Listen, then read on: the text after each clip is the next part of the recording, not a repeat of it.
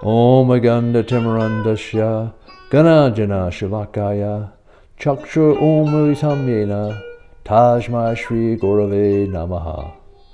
I was born in the darkest of ignorance, and my spiritual master opened my eyes with the torch of knowledge. I offer my respectful obeisances unto him.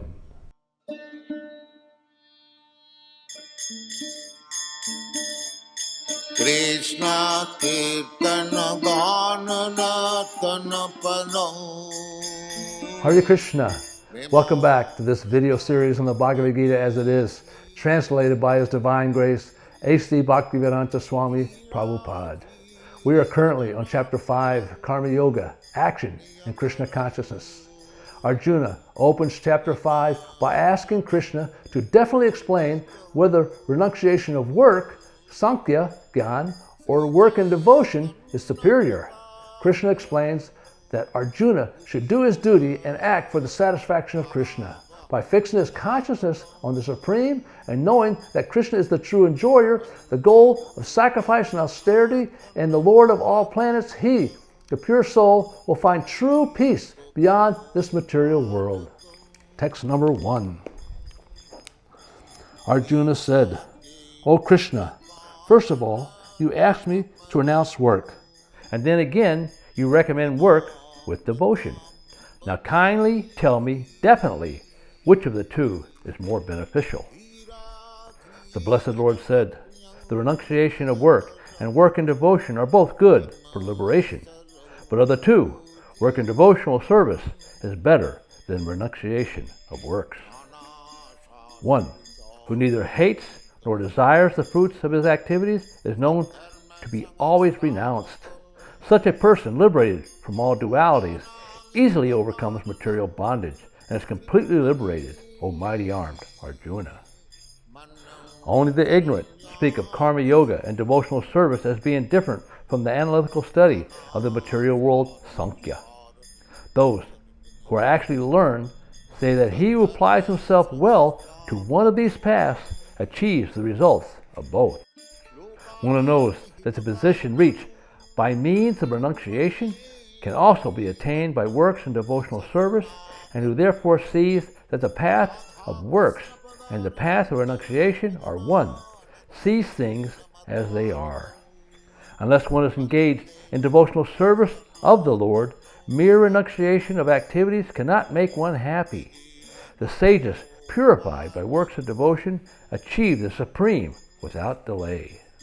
One who works in devotion, who is a pure soul, and who controls his mind and senses, is dear to everyone, and everyone is dear to him. Though always working, such a man is never entangled. A person in the divine consciousness, although engaged in seeing, hearing, touching, smelling, eating, moving about, sleeping, and breathing, always knows within himself that he actually does nothing at all, because while speaking, evacuating, receiving, opening, or closing his eyes, he always knows that only the material senses are engaged with their objects and that he is aloof from them. Chapter 5 opens with a question similar to the one Arjuna asked at the beginning of Chapter 3, which is better, work or renunciation of work? Karma Yoga and Sankhya Yoga, Gyan, involve renunciation. But what is better? To renounce. One should work with detachment or altogether renounce work. Krishna's answer is clear and consistent. These are not two different paths with separate goals, but are aspects of the same path with the same goal. How are work and renunciation the same? If I am holding a rock in my hand and I want to pick up an axe, I drop the rock to free my hand. Then I can pick up the axe. Similarly, someone with material desires must first drop his material attachment before acquiring a spiritual taste. However, these two steps can also be performed as one step. By picking up one object, I will automatically drop the other. Karma Yoga done with detachment allows us to become materially detached and spiritually attached at the same time. Describing these two processes and how they are related, Srila Prabhupada describes in text 5 the real purpose of philosophical research is to find the ultimate goal of life. Since the ultimate goal of life is self-realization, there is no difference between the conclusions reached by the two processes. By Sankhya philosophical research, one comes to the conclusion that a living entity is not a part and parcel of the material world, but of the Supreme Spirit whole. Consequently, the Spirit Soul has nothing to do with the material world. His actions must be in some relation with the Supreme. When he acts in Krishna consciousness, he is actually in his constitutional position. In the first process, Sankhya, one has to become detached from matter, and in the devotional yoga process, one has to attach himself to the work of Krishna consciousness. Factually, both processes are the same, although superficially, one process appears to involve detachment and the other process appears to involve attachment. Detachment from matter and attachment to Krishna are one and the same. One who can see this sees things as they are. And finally, one should be situated in knowledge and then do one's duty with detachment. Such a person will perceive the body's actions. If it works, it touches, it moves, it does so many things. But he thinks, I do nothing. I am the soul. I am aloof. With this realization, one can perform his duty without attachment and then surrender all the results to Krishna. Thus, work remains free from sinful reactions, just as the lotus leaf is untouched by water. Lotus leaves have a waxy surface, and water immediately glides off them. In the same way, reactions glide off one performing Nishkam Karma Yoga. In text 5, Krishna says, merely renouncing all activities, yet not engaging in devotional service of the Lord cannot make one happy. But a thoughtful person engaged in devotional service can achieve the Supreme without delay. Srila Prabhupada explains that there are two classes of sannyasis, or persons in the renounced order of life. The Mayavadi sannyasis are engaged in the study of Sankhya philosophy, whereas the Vaishnava sannyasis are engaged in the study of Bhagavatam philosophy, which affords the proper commentary on the Vedanta Sutras. In Kali Yuga, taking sannyas is not recommended. In this regard, Vishwanath Chakravarti Thakur comments on this text, cautions us with a quote from Srimad Bhagavatam, 11th Canto, Chapter 18, Text 40. One who has not controlled the 6 forms of illusion, lust, anger, greed, excitement, false pride, and intoxication, whose intelligence, the leader of the senses, is extremely attached to material things, who is bereft of knowledge and detachment, who adopts the sannyas order of life to make a living, and who is still infected by material contamination, is deviated and lost in this life and the next. Text 10. One who performs his duty without attachment, surrendering the results unto the Supreme God, is not affected by sinful action, as the lotus leaf is untouched by water. The yogis, abandoning attachment, act with body, mind, intelligence, and even with the senses, only for the purpose of purification. The steadily devoted soul attains unadulterated peace because he offers the results of all activities to me, whereas a person who is not in union with the divine, who is greedy for the results of his labor, becomes entangled. When the embodied living being controls his nature and mentality renounces all actions, he resides happily in the city of 9 gates, the material body, neither working nor causing work to be done. The embodied spirit, master of the city of his body, does not create activities, nor does he induce people to act, nor does he create the fruits of action. All this is enacted by the modes of material nature. Nor does the Supreme Spirit assume anyone's sinful or pious activities. Embodied beings, however, are bewildered because of the ignorance which covers their real knowledge. When, however, one is enlightened with the knowledge by which nescience is destroyed, then his knowledge reveals everything, as the sun lights up everything in the daytime. When one's intelligence, mind, faith, and refuge are all fixed in the Supreme, then one becomes fully cleansed of misgivings through complete knowledge and thus proceeds straight on the path of liberation. The humble sage, by virtue of true knowledge, sees with equal vision a learned and gentle Brahmin, a cow, an elephant, a dog, and a dog-eater, an outcast. Those whose minds are established in sameness and equanimity have already conquered the conditions of birth and death. They are flawless like Brahman, and thus they are already situated in Brahman. No one thinks, because I live in a city, I am the city. A sannyasi does not identify himself with the city of his material body. Neither does he think of himself as doing nothing. He endeavors, but knows that success ultimately depends on powers beyond him. He thus offers the results of his activities to the Supreme.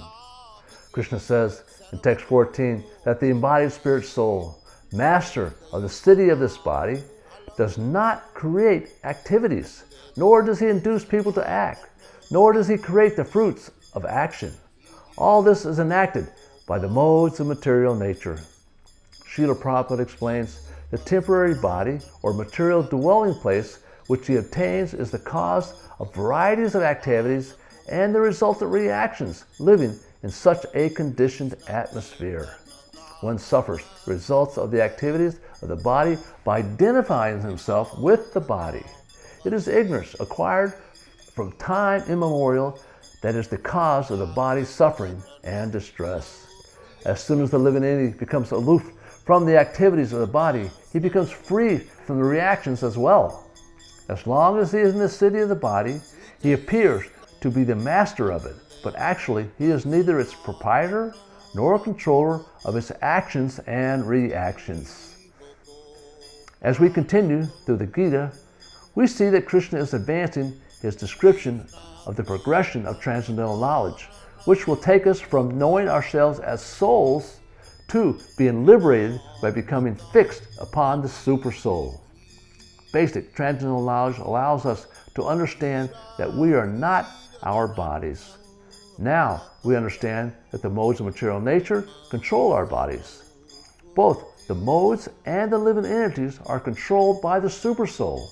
Although the supersoul is the ultimate controller, he is not responsible for the living entity's activities or the reactions to them. How the living entity, in the tight grip of material nature, is the doer can be compared to the attempt of a small boy to lift a weight he has just seen his father lift. The boy first desires to lift the weight, and then he tries. He cannot possibly succeed, but his father sees his small son's desire, stands above him, and out of affection does the actual lifting. Thus the father has actually lifted the weight, but he cannot be considered the only lifter. Unless the desires have been expressed and the attempt made by the child, the father never would have helped, and the weight would not have been lifted. When the living entity is ignorant of his eternal relationship with Krishna, he chooses his position as the independent enjoyer, which in turn welds him to material nature and places him under its control. Thus, he is responsible for his own reactions. Performing action without attachment leads to liberation, and performing action with attachment leads to bondage. The Lord does not make the jiva do either good or bad actions. We become enlightened by accurately understanding the interrelations between the living entity, the three modes of nature, and the supersoul. This knowledge removes ignorance. When ignorance is removed, the living entity takes shelter of the supersoul and attains liberation. True knowledge refers not only to knowing the difference between matter and spirit, but to know the supersoul. The learned person sees that the supersoul has impartially sanctioned the desires of all living entities, regardless of their present karmic positions. A devotee of Krishna recognizes everything that happens to him is Krishna's kindness or mercy, and everything therefore increases his devotion. The Srimad Bhagavatam, 10th Canto, Chapter 14, Text 8 says, "My dear Lord, one who earnestly waits for you to bestow your causeless mercy upon him, all the while patiently suffering the reactions of his past misdeeds, and offering you respectful obeisances with his heart, words, and body, is surely eligible for liberation, for it has become his rightful claim." Text 20. A person who neither rejoices upon receiving something pleasant, nor laments upon attaining something unpleasant, who is self-intelligent, unbewildered, and who knows the science of God, is to be understood as already situated in transcendence. Such a liberated person is not attracted to material sense pleasure or eternal objects, but is always in trance, enjoying the pleasure within. In this way, the self-realized person enjoys unlimited happiness, for he concentrates on the Supreme. An intelligent person does not take part in the sources of misery, which are due to contact with the material senses. O son of Kunti, such pleasures have a beginning and an end, and so the wise man does not delight in them. Before giving up this present body, if one is able to tolerate the urges of the material senses and check the force of desire and anger, he is a yogi and is happy in this world. One whose happiness is within, who is active within, who rejoices within, and is illuminated within, is actually the perfect mystic. He is liberated in the Supreme, and ultimately he attains the Supreme.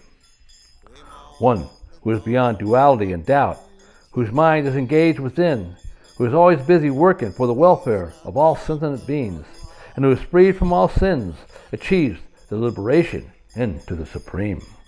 Those who are free from anger and all material desires, who are self-realized, self-disciplined, and constantly endeavoring perfection, are assured of liberation into the Supreme in the very near future.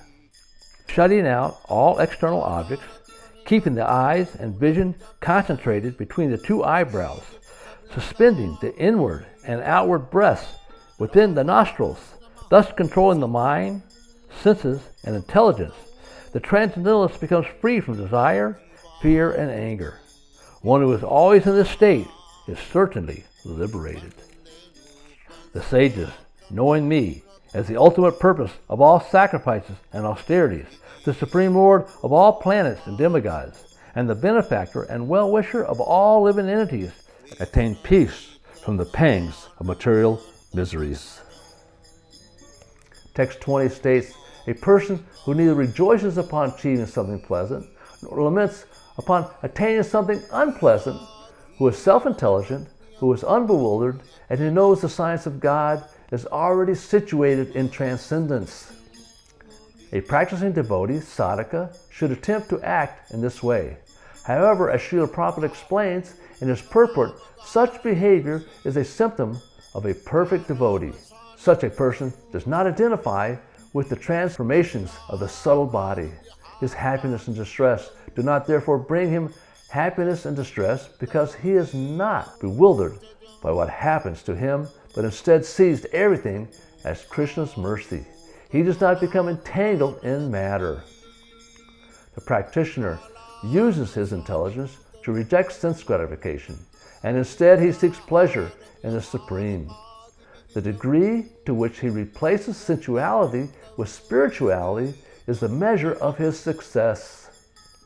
When a devotee becomes connected with the Supreme, he experiences unlimited happiness and loses all attraction to matter. Srila Vishwanath Chakravarti Thakur comments that just as a person eating sweetmeats has no inclination to eat mud, so a liberated person is not attracted to material sense pleasure. The sadhaka needs to fix this principle strongly in his intelligence. Sense gratification equals misery. A sadhaka becomes free from the material modes by a combination of intellectual conviction and a higher taste. We can remain tolerant by fixing our consciousness on Krishna.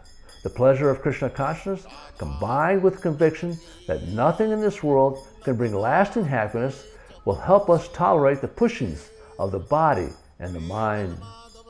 Srila Prabhupada writes, unless one is able to relish happiness from within, how can one retire from the external engagements meant for deriving superficial happiness?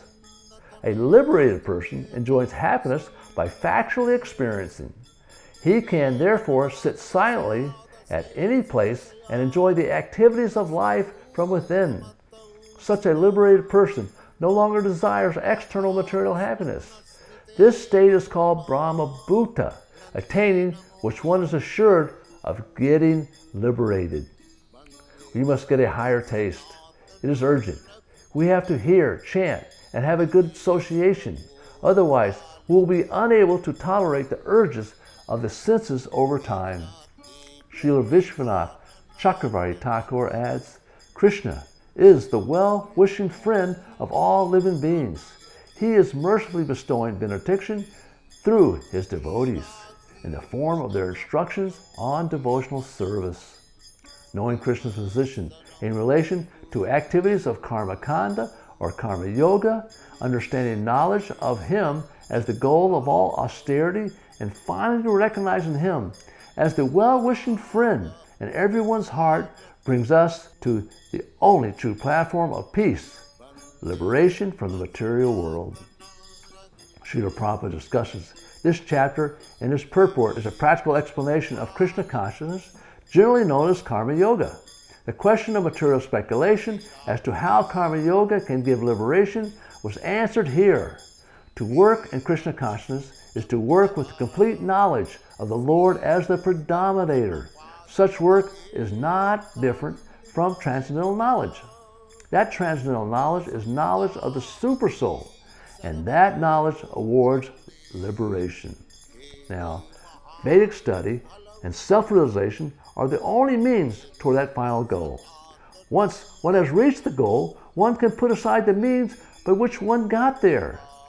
Just as a person who has lit a lamp to find something in his room before going to sleep can put out the lamp and lay down to rest once he has found what he is looking for. Or just as one who has paid to take a boat across the river can forget about the boat after crossing.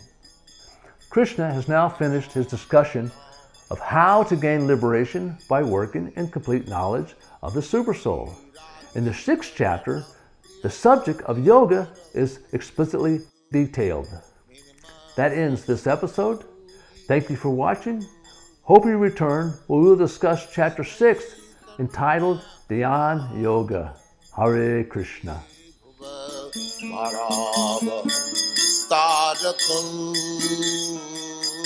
Bande Rupa Sanatana Raghujagam Sri Jiva Gopalakam Krishna Kirtana Ganana Tana Param Premam Thambani